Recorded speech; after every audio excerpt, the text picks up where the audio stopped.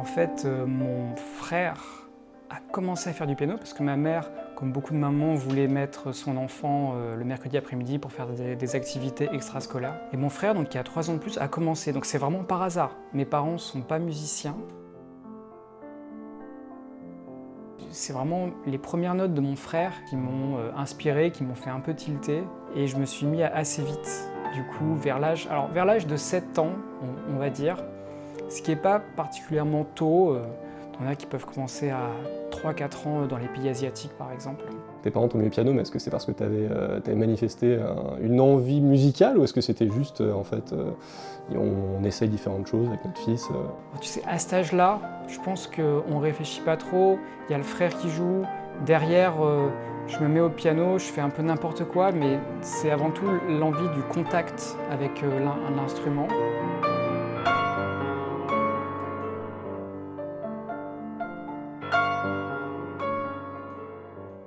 L'envie, la motivation, enfin tout ça, ça vient après.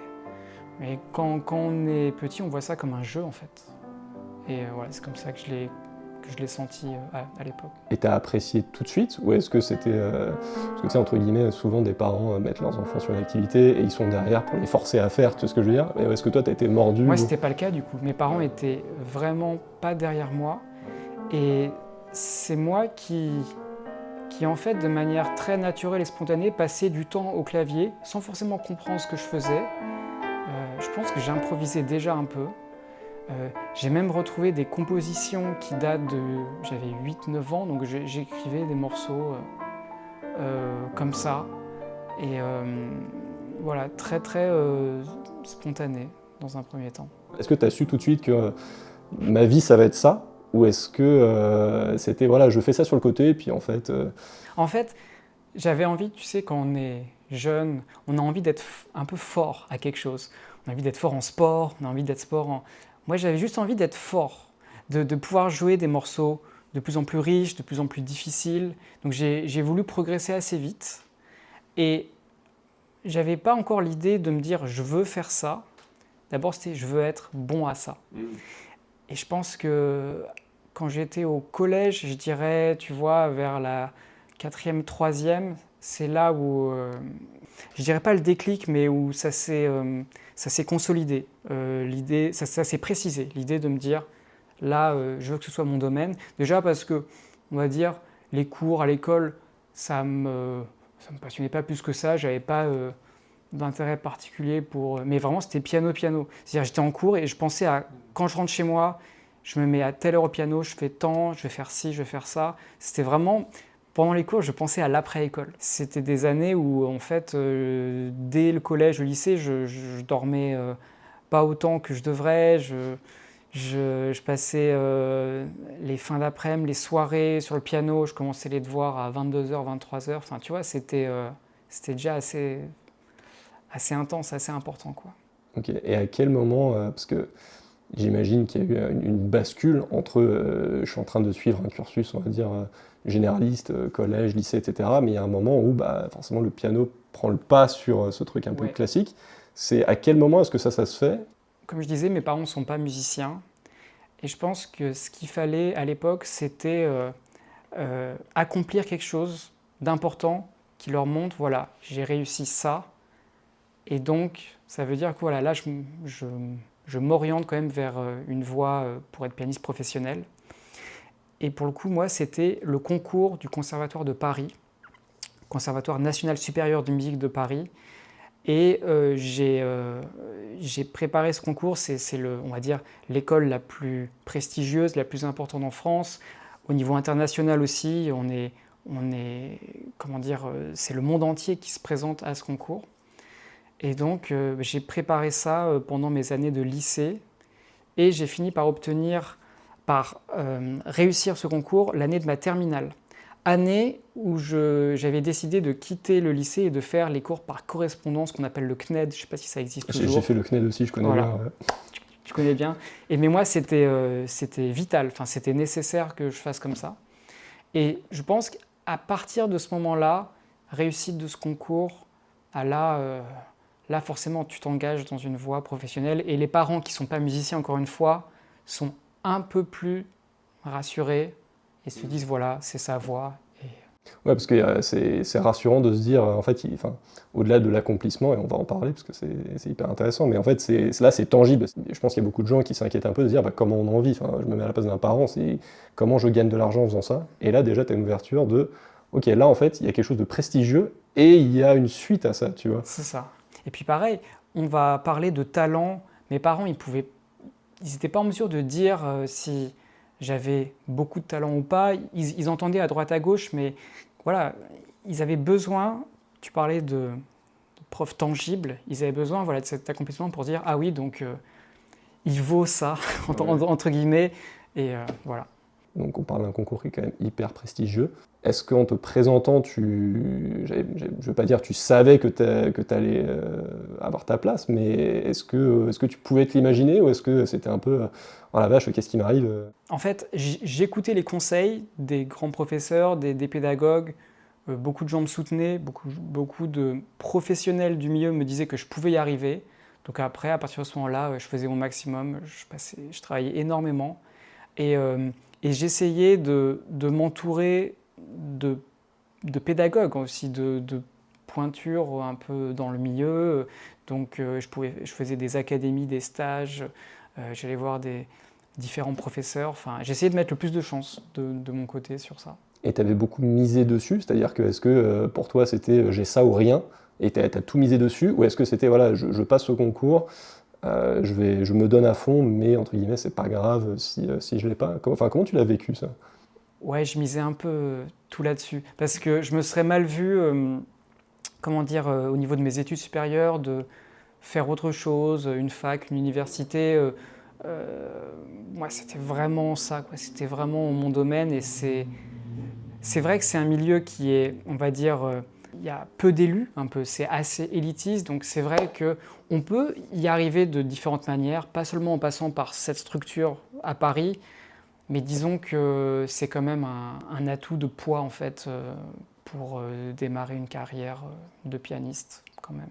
Et là, à ce moment-là, tes parents, ils étaient convaincus, ils se sont dit ok. Ouais, plus convaincu. À partir du moment où tu as eu le concours, qu'est-ce qui a changé concrètement? Ça a été déjà, c'est une consécration pour toi de se dire ouais. oula, en fait, j'ai une preuve de ce que je vaux. Enfin, tu vois. Ouais. Aussi, c'était la première fois que j'ai intégré une structure avec des gens qui vivaient un peu la même chose que moi en fait. Alors, non pas à Orléans, déjà j'étais dans un conservatoire avec beaucoup de musiciens et beaucoup de musiciens talentueux, mais moi j'étais celui qui était un peu le plus, qui vivait musique vraiment, vraiment à fond, qui travaillait le plus. Et c'est vrai qu'en intégrant le Conservatoire de Paris, j'ai vraiment vu des passionnés et rencontré des... C'est ça ce que je retiens même le plus de mes études, c'est la rencontre avec mes collègues pianistes passionnés où on parle la même langue, quoi. On ressent les mêmes choses, les mêmes doutes, les mêmes questionnements. Enfin, donc c'était ça, c'est ce que je retiens le plus. Ouais. Ok. Tu vois, c'est vachement intéressant parce que j'étais avec un acrobate, enfin une pointure de l'acrobatie qui fait toutes sortes de spectacles, c'est un des meilleurs en France.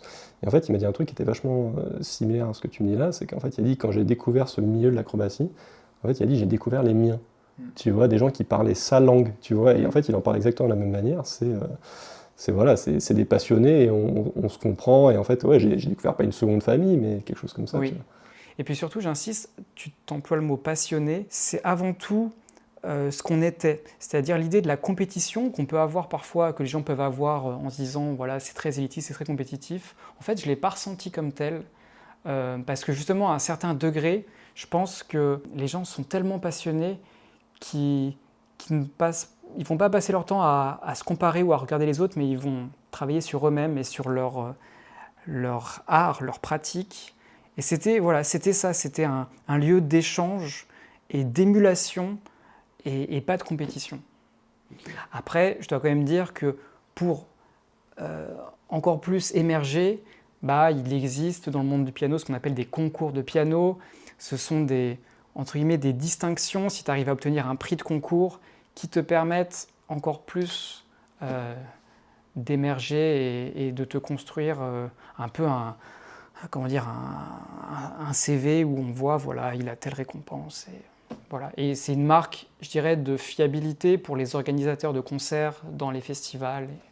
Et toi, tu apprécies le côté concours, c'est-à-dire de se dire, en fait, j'ai tant de temps pour préparer un truc, je mets toute mon énergie dedans pour voir où je me situe, entre guillemets, dans le milieu. T'apprécies cette pression? Comment tu le vis? Alors, ce que j'apprécie dans le concours, c'est l'idée de me dépasser. Et en fait, c'est l'idée de la préparation. L'idée de me dire, je dois trouver les meilleures ressources pour faire du mieux que je peux et être prêt. Et ensuite, le résultat, j'ai envie de dire, c'est un peu la résultante. Enfin, je ne dirais pas que c'est secondaire, mais voilà, ça peut varier. On peut quelquefois avoir un prix, quelquefois pas de prix. Alors, en ayant bien joué les deux fois, parce qu'on reste dans un milieu artistique, donc subjectif. Il y a aussi le monde des jurys. Ça pourrait être un grand débat, comme dans tous les domaines artistiques. Donc, j'ai envie de dire, c'était avant tout la démarche personnelle de me préparer et de tirer le meilleur de moi-même par rapport au programme musical que je proposais. Ah, c'est intéressant parce que tu vois, il y a des gens qui voient certains travaux comme ça, comme une finalité, et toi, en fait, j'ai l'impression à t'écouter que tu apprécies plus le chemin Ouais, que... absolument. Okay. Le chemin est beaucoup plus important parce qu'en fait, chaque trajectoire d'être humain est tellement différente, avec un rythme tellement différent, qu'en fait, si on arrive à être patient et à ne pas se frustrer ou être déçu d'une échéance qui n'a pas marché, d'un résultat décevant, bah en fait, on peut tout à fait atteindre l'ambition qu'on a si on accepte ce qu'on est, si on accepte son rythme, et surtout si on garde le feu, si on garde la motivation, si on voit en fait le point final, toujours. Est-ce que toi, tu es dur avec toi-même en termes de... parce que tu recherches l'excellence et la perfection et te pousser toujours plus dans un art? Parce qu'un concours, c'est quand même... Enfin, c'est intense, c'est énormément de travail, et si tu performes pas au niveau que tu veux, ça peut être vachement difficile. Donc toi, comment tu le vis, ça? D'un côté, il faut dire les choses, on est tous un peu perfectionnistes et un peu jusqu'au boutiste pour faire ce métier, je pense. Mais d'un autre côté, en fait, ce qu'on voit, c'est...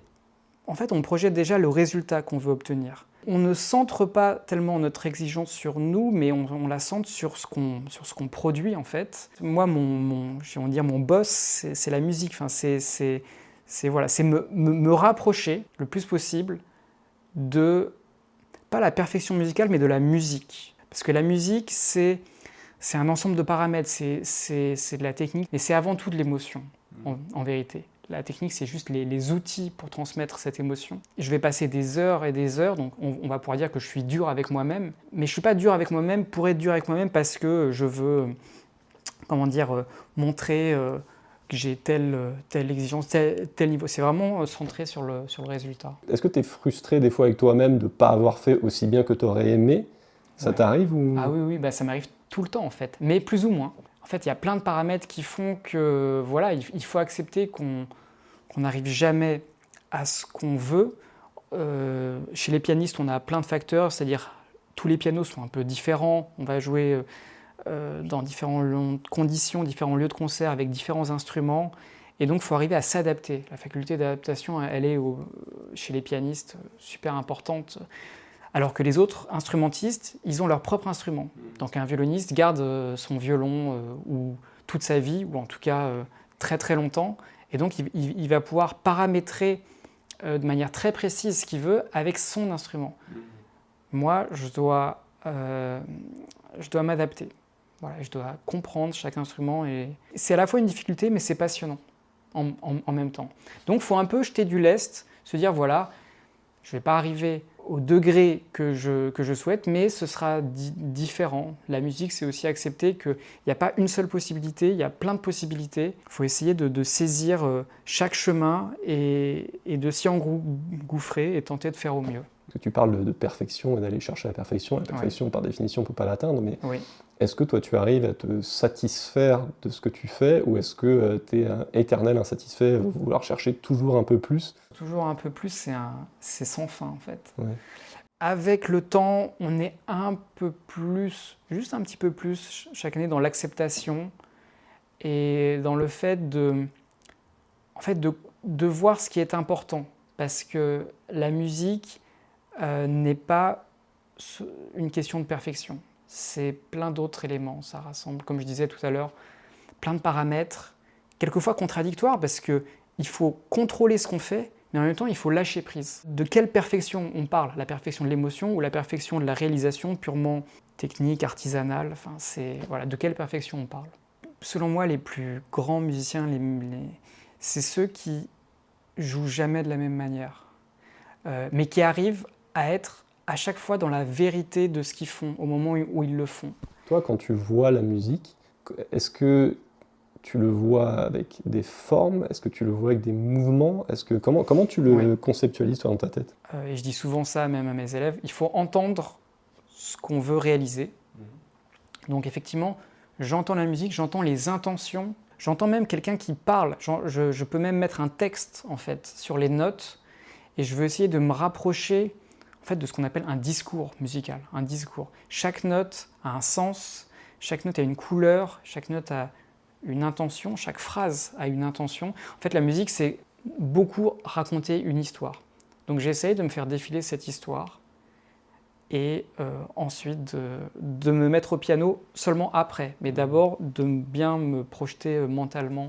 Mais ça, c'est à partir d'un certain niveau, non? Parce que, en fait, entre guillemets, quand tu démarres le piano, tu es tellement concentré sur, en fait, déjà appuyer sur les bonnes touches, au bon moment, le tempo, etc.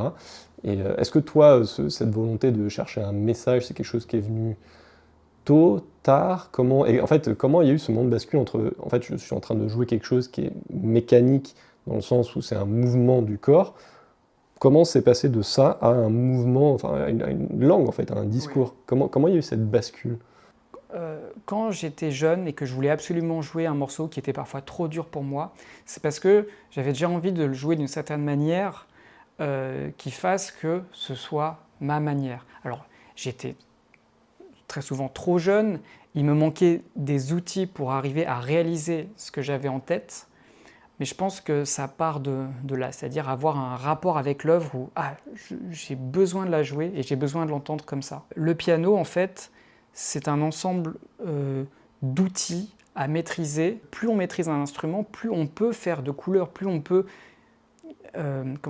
exprimer de choses, plus on peut graduer les intentions, les nuances. Donc effectivement, il y a après apprendre à maîtriser l'instrument pour ensuite s'en détacher à nouveau. Quelque chose par exemple qu'on apprend très tôt et auquel on ne réfléchit plus, c'est le langage. Quand on parle, on n'est pas en train de se dire « tiens, qu'est-ce que ma bouche est en train de faire? Où est-ce que ma langue se place pour avoir tel son ?» Mais or, c'est ce qui se passe.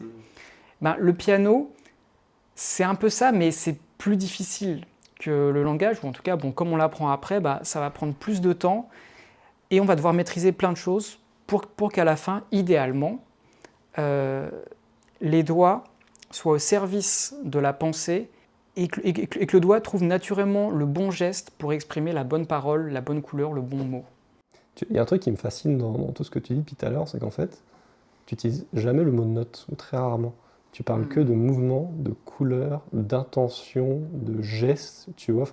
En fait, c'est un peu contradictoire parce que dans le sens où quand on pense à la musique, pour quelqu'un qui démarre dans la musique ou qui ne connaît pas, on pense tout de suite les notes, les accords, etc. Et en fait, toi, tu as une vision qui est beaucoup plus la couleur, le gestuel, le mouvement.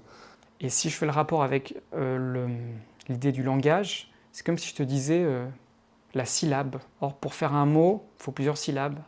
Pour exprimer une intention, il faut plusieurs notes. Et il faut encore plus de notes pour avoir ce qu'on appelle une phrase musicale, comme on a une phrase dans le langage habituel. Et pendant ces années au conservatoire, tu as continué à faire beaucoup de concours? Oui, j'en ai fait surtout sur la fin. J'ai fait notamment, on va dire, le concours de piano le plus connu, qui est le concours Chopin de Varsovie. Ça, c'est un concours qui est très spécial parce que, en fait, c'est le seul concours qui est centré que sur un seul compositeur. Il faut monter 3 heures de Chopin, entre 2 et 3 heures, donc il faut vraiment, comme tu t'en doutes, être féru de sa musique. Du coup, ce concours est très suivi À l'échelle de la Pologne, c'est la chaîne nationale qui va diffuser toutes les épreuves. Il y a un engouement. La salle est complète dès le premier jour du premier tour. Donc c'est une expérience très particulière. Dans le jury sont présents parmi les plus grands pianistes actuels. Donc voilà, j'ai eu la chance de faire ce concours. Et ça a été une préparation, je te parlais de préparation tout à l'heure, très spéciale parce que c'est pas seulement prendre des cours et jouer, c'est arriver à trouver sa sincérité, arriver à extraire ce qu'on peut faire de mieux en vue d'un tel événement, quoi. Donc beaucoup de pression, mais beaucoup d'excitation, beaucoup de plaisir.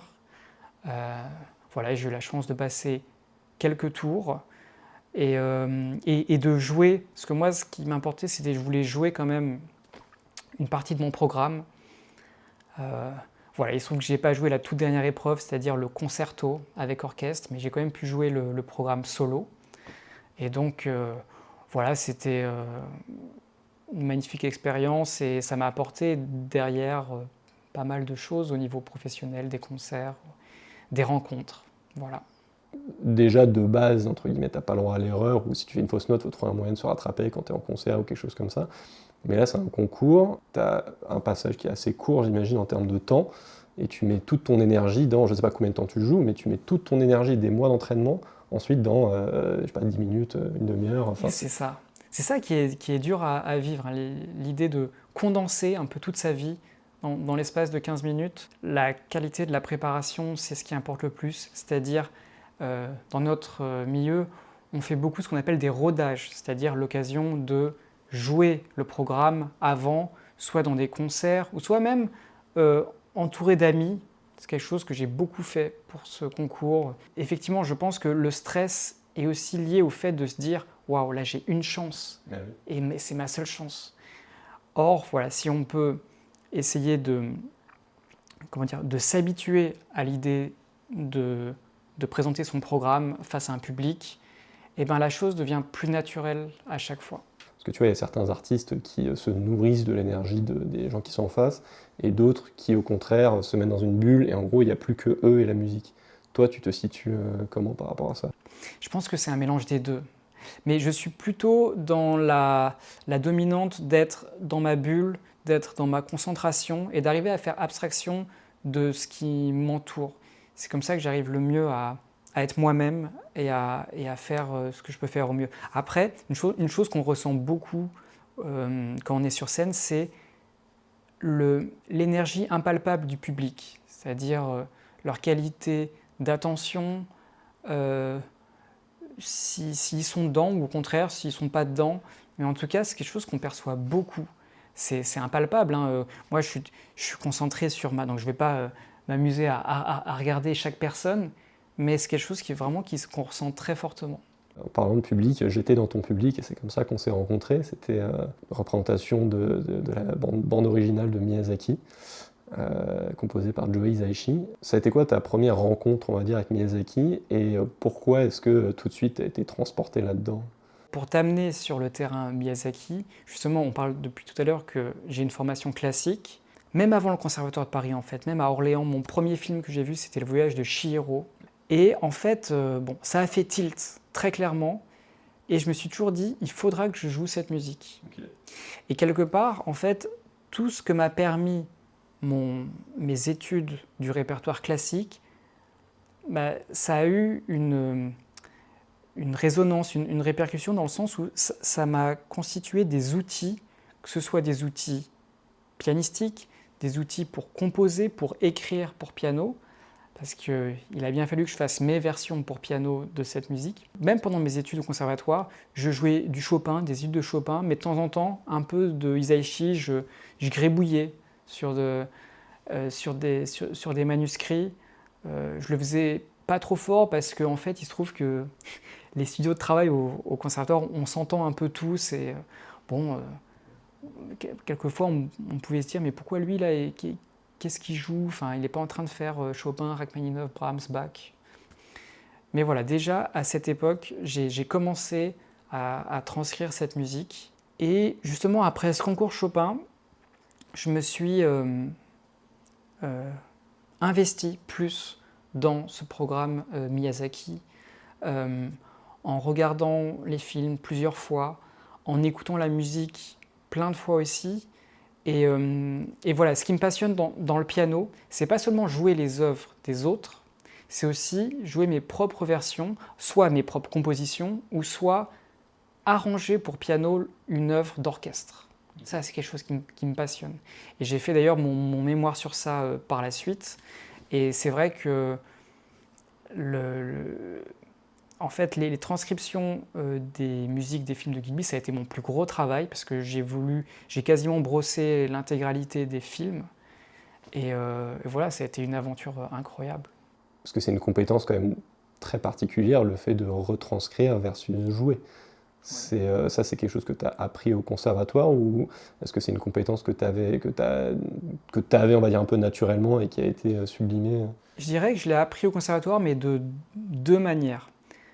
La première manière, c'est que j'ai pris des cours, on appelle ça l'écriture ou la composition, donc apprendre à écrire pour piano. Mais ce que j'ai fait aussi, c'est qu'à force de jouer tellement d'œuvres pour piano, quelquefois même des œuvres qui étaient des transcriptions d'autres œuvres. Par exemple, il y a un compositeur qui s'appelle Franz Liszt, qui est hongrois, qui a transcrit les symphonies de Beethoven, par exemple. Donc c'est quelque chose qui se pratique depuis un certain temps.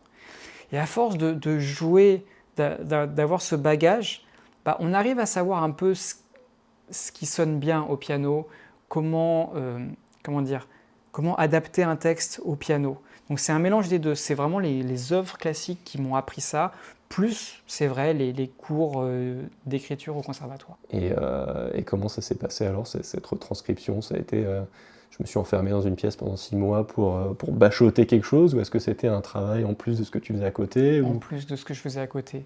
Je me rappelais que j'aimais beaucoup avoir certaines vacances, notamment, où là, pour le coup, c'était comme tu dis... c'était d'abord à Orléans, j'avais la chance d'être dans un sous-sol. Alors quand tu es pianiste, que tu as un piano dans un sous-sol et que tu as la chance qu'on ne te dérange pas, tu peux très vite t'embarquer dans un mode où, presque pas d'hibernation, mais en tout cas... tu vois pas les heures passer. Voilà, tu vois pas les heures passer, en fait, tu es un peu ermite de ce que tu fais en musique.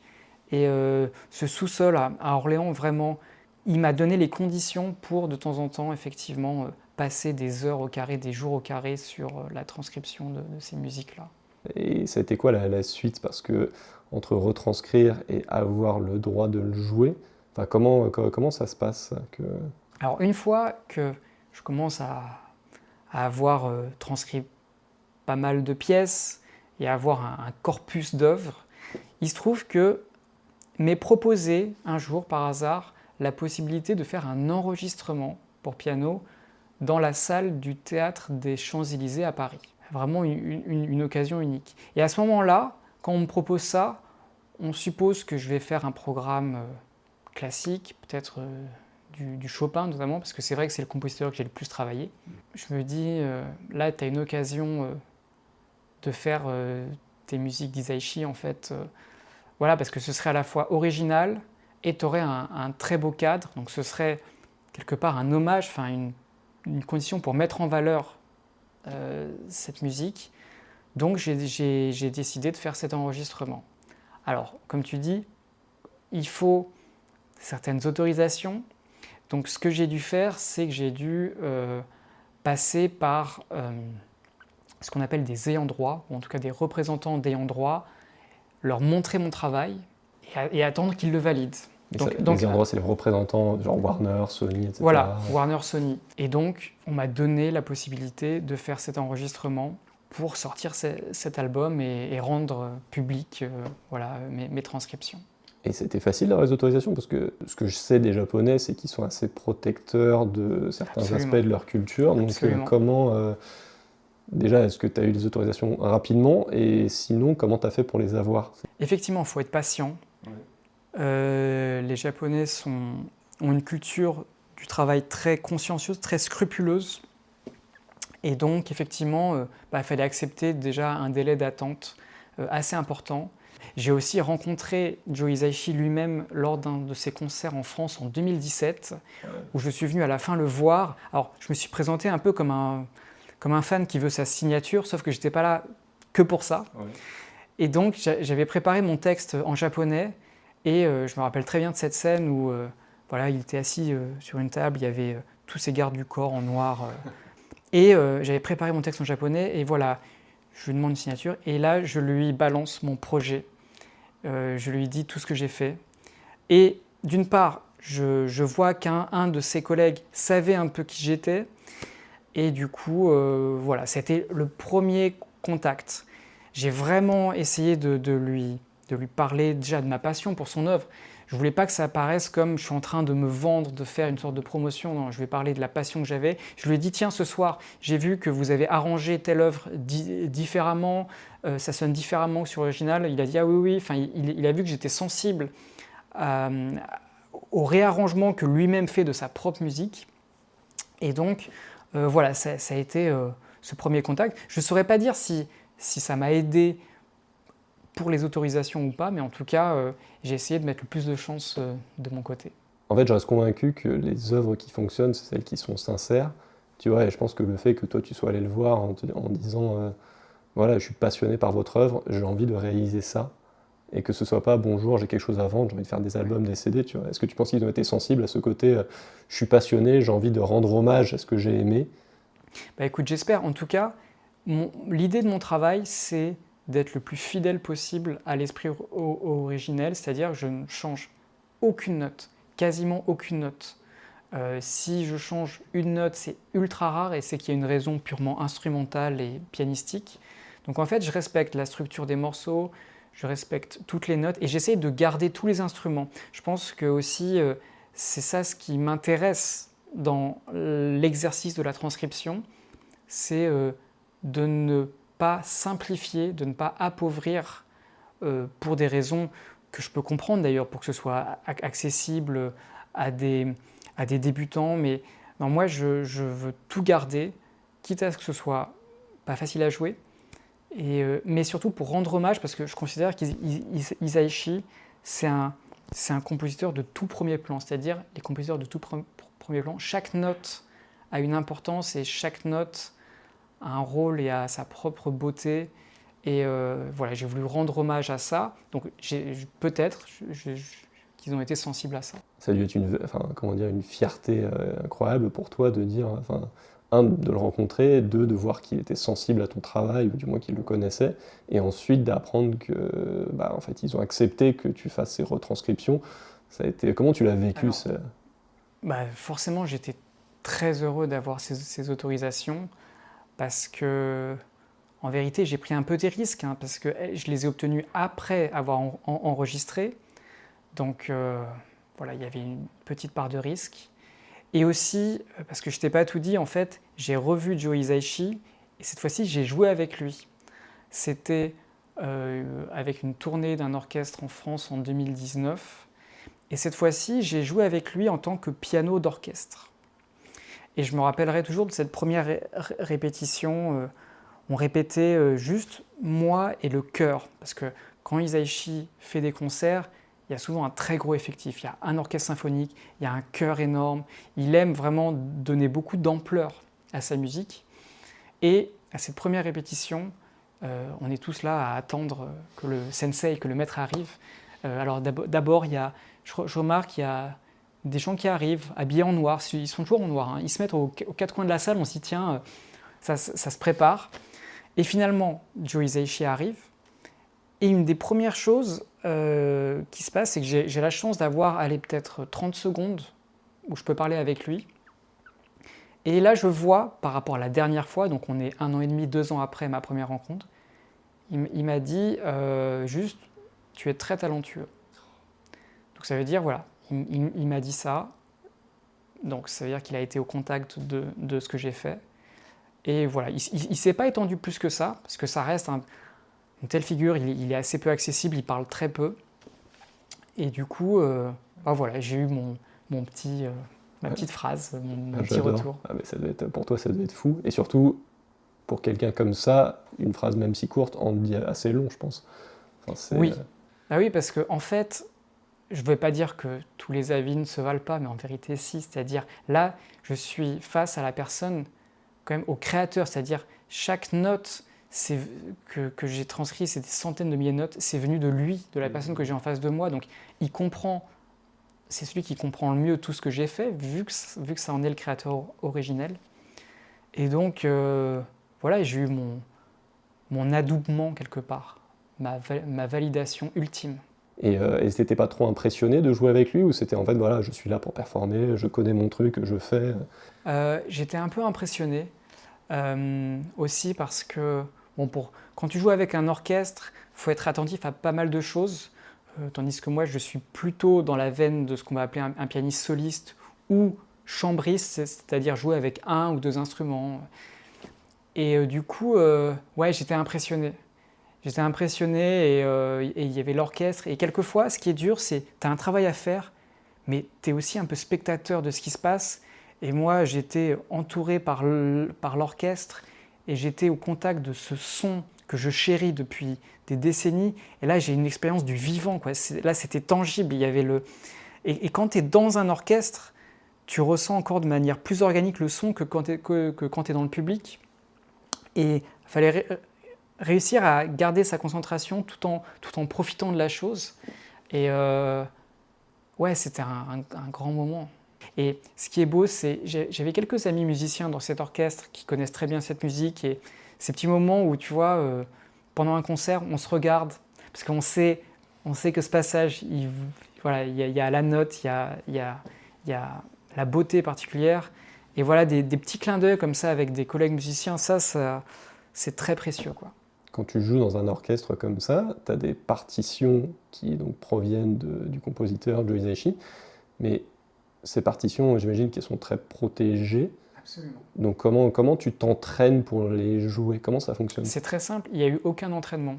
C'est-à-dire, on est arrivé à la première répétition, les partitions ont été posées par l'équipe d'Hisaishi. Okay. Ils sont là pendant la répétition, ils vérifient qu'on respecte, qu'il n'y ait pas de photos, qu'il n'y ait pas de choses. On finit la répétition, les partitions sont récupérées et sont...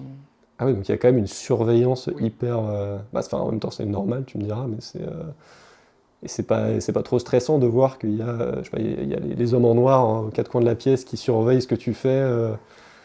Un petit peu, mais bon, c'est vrai qu'il y avait à cette époque-là une surprotection. Je crois que depuis, il y a eu des partitions qui ont été publiées. Mais à cette époque, c'est vrai qu'il y avait une surprotection. Moi, je me sentais un peu privilégié parce que, en fait, comme j'avais passé des heures au carré, je connaissais la musique.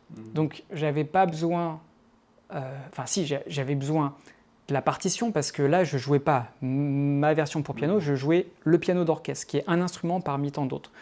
Mais c'était pas difficile parce que j'entendais tout. Et donc, dans mon cas, j'ai envie de dire, ça allait. Vu que le plus important en musique, finalement, c'est ce qu'il y a là-dedans, c'est ce que tu entends.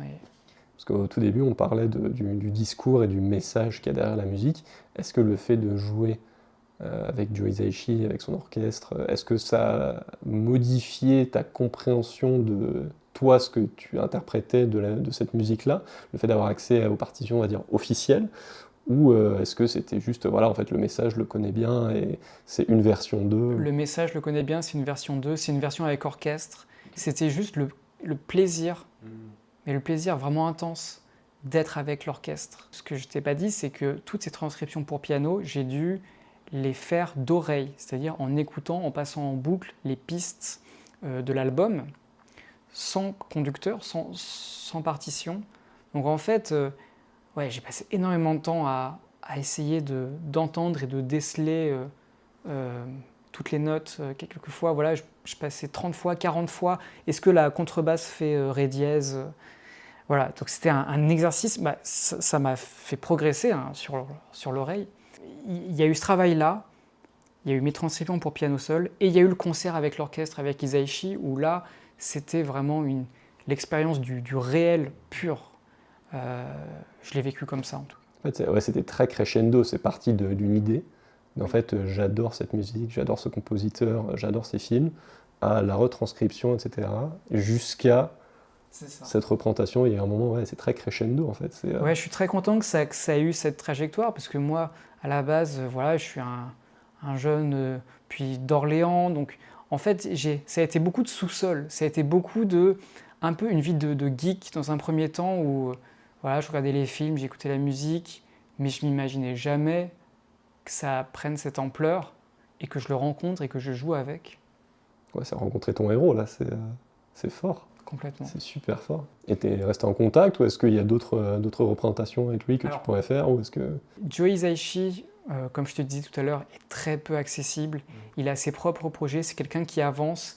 Il n'a pas joué avec cet orchestre, donc maintenant il tourne dans le monde, il fait des tournées. Donc c'est quelqu'un qui est très peu accessible. Il ne collabore quasiment avec personne. Encore plus que la personne, ce qui m'importe, c'est sa musique, en fait. Je ne cherchais pas spécialement de collaboration. Si jamais ça arrivait, voilà, ça aurait été le petit plus. Mais c'est être au contact de sa musique. Et je continue à le faire depuis toutes ces années.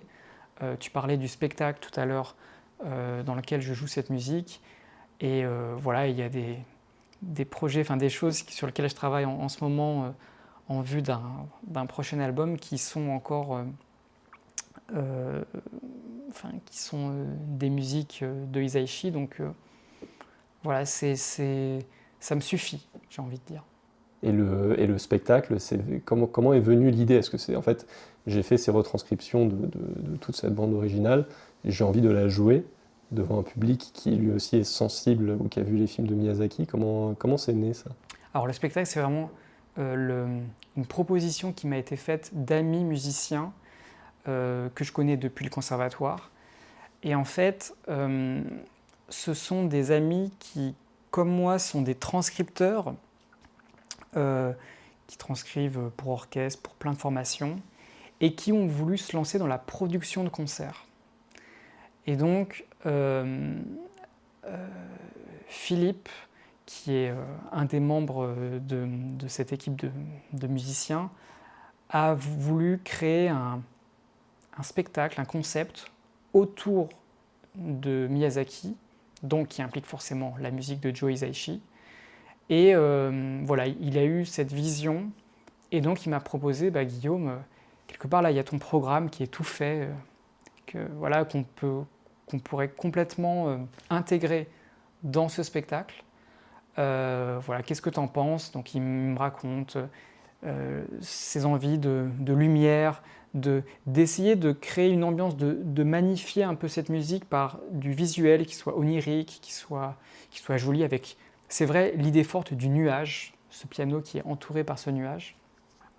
Et puis l'idée d'une voix qui raconte cette histoire de Joe Hisaishi qui évoque ses inspirations, qui explique comment il a composé telle ou telle pièce. Bref, c'est une sorte d'art total, en tout cas d'œuvre qui rassemble pas mal d'aspects de l'art du studio Ghibli. Et donc, voilà, c'était un plaisir d'être là-dedans. Et pour toi, c'est un hommage à quelqu'un qui a bercé une partie de ta vie, c'est ça ou Complètement. Et oui, parce que finalement, j'ai fait cet album, mais derrière, arriver ensuite à le jouer devant un public et à ce qu'il prenne une forme, vraiment une vie sur scène, c'est encore autre chose. Et grâce à ce spectacle et à d'autres aussi qui m'ont fait jouer ce programme, je ressens que c'est toujours vivant. Pas seulement, voilà, tu vois, là, elles sont là, hein, elles sont toutes écrites sur papier, mais c'était important pour moi qu'elles prennent une forme vivante. Le thème de ces rencontres, c'est « Vive la vie ». « Vive la vie », c'est une phrase qui est chère pour moi, qui est chère pour nous avec Théo à la caméra. Est-ce que toi, dans ton parcours, est-ce qu'il y a un moment où tu faisais quelque chose en particulier, que ce soit du piano, un concert ou quoi, où tu as pris un moment de recul et tu as fait « Oh mais vive la vie, quoi, c'est trop bien ». Est-ce que tu as un moment en particulier qui te vient à l'esprit? Tu t'es dit tout ce travail vaut quelque chose? Oui. En fait, certains concerts ont eu un impact très fort sur moi, où en fait, effectivement, c'est ce que tu dis, c'est-à-dire, on travaille quand même beaucoup en souterrain, nous les musiciens, Et quand arrive ce moment M où voilà, tout ton travail, tu le rends, tu le délivres à un public et il se passe ce moment d'émotion qui est pas qualifiable. Enfin, vraiment, entre un musicien et un public, c'est très fort, mais on ne saurait pas mettre des mots dessus. Et bien, certains concerts, effectivement, là, je me dis, mais c'est ça, en fait. C'est cette vie-là. Et en dehors des concerts, parce qu'il y a aussi une composante comment... faut gagner sa vie, mine de rien. Donc, est-ce que toi, c'est via les concerts, les ventes d'albums, de partitions, c'est ça? Ou est-ce qu'il y a autre chose qui gravite autour? Il y a autre chose, il y a l'enseignement. Ouais. L'idée de transmettre finalement ma passion.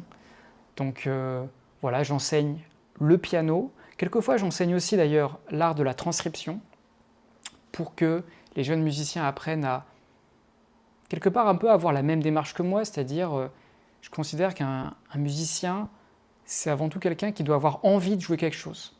Il va écouter la radio, il va écouter un morceau sur sa plateforme de streaming, il va se dire « Tiens, ça, j'aimerais tellement le jouer au piano. J'aimerais tellement qu'une version piano existe. » Ça m'arrive d'enseigner à faire ça, à ce que l'élève ait sa propre version pour piano. Bien sûr, j'enseigne aussi l'art de la tradition, du répertoire classique, essayer de forger une technique, de jouer les plus belles œuvres, mais voilà, je garde un œil sur la créativité et sur le fait que je considère qu'un élève, c'est avant tout quelqu'un qui a une sensibilité, qui est propre à lui-même, qui doit me faire partager son envie. Et moi, je dois essayer d'adapter ma pédagogie à « Ok, qu'est-ce que tu veux faire ?» on va voir comment on peut te faire ta version pour piano, comment on peut s'adapter. Et t'aimes bien ce volet pédagogique, en fait, le fait de, entre guillemets, il y a toujours ce truc de, en fait, j'ai tellement reçu, oui. Maintenant je donne. Est-ce que toi t'aimes bien cet aspect-là ou comment tu le vois? La transmission, alors d'une part, c'est quelque chose qui me permet déjà de mettre des mots sur ce dont je n'avais pas forcément conscience moi-même. Donc ça m'aide à évoluer aussi moi en tant que musicien. Et ça me permet de voir toujours des profils différents. En fait, ça contribue, c'est un partage. Et la musique, c'est jamais je donne et moi je gagne rien à ça. Non, il y a toujours une interaction, même en tant que professeur. Enseigner, c'est quelque chose qui est très important. Je ne pourrais pas faire que ça.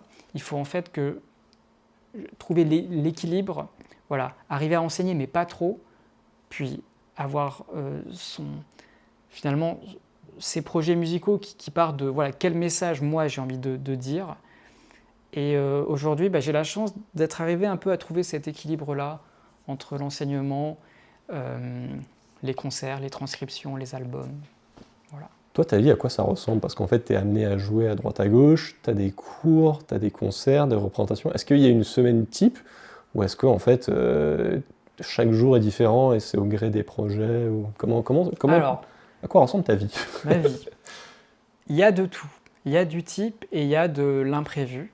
En fait, on parlait de l'enseignement. Pour le coup, l'enseignement, c'est quelque chose qui est régulier, hebdomadaire.